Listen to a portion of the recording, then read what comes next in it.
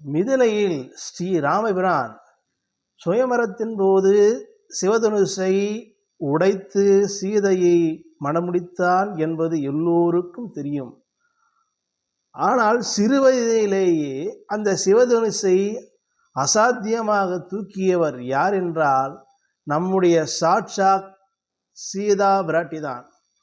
ஒரு சமயம் சிறு வயதில் தோழிகளோடு விளையாடி கொண்டிருக்கின்ற போது அரண்மனையில் ஒரு பந்து இந்த சிவதனுசாக இருக்கக்கூடிய பிரம்மாண்டமான அந்த பெட்டியில் கீழ் இந்த பந்து இருப்பதை அறிந்து உணர்ந்த சீதா பிராட்டி அதை ஒரே இடது கையால் அசாத்தியமாக தூக்கி நிறுத்தி அந்த பந்தை எடுக்கிறார்.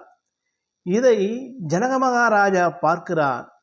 100 யானை கொண்டு கயிற்றால் கட்டி இழுத்தால் கூட தூக்க முடியாத அசாத்தியமான இந்த சிவதனுசை எப்படி இந்த பெண் தூக்கினால்? என் மகள் இவள் சாதாரண மகன் அல்ல, இவள் தெய்வ பிறவி என்று அறிந்தார் உணர்ந்தார் ஜனகர்.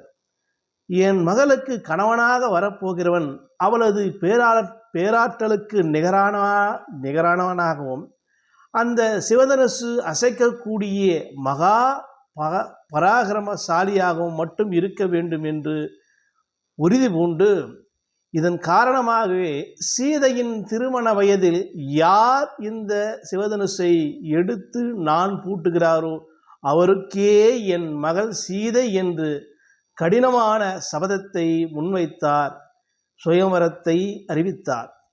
இறுதியில் விஸ்வாமித்திரர் முனிவரின் ஆசியோடு மிதிலைக்கு வந்த ஸ்ரீ ராமர் சீதையின் பெருமைக்கு ஏற்றவாறு அந்த வில்லை மிக எளிதாக எடுத்து நான் பூட்டி உடைத்து சீதாதேவியை கரம் பிடித்தார்.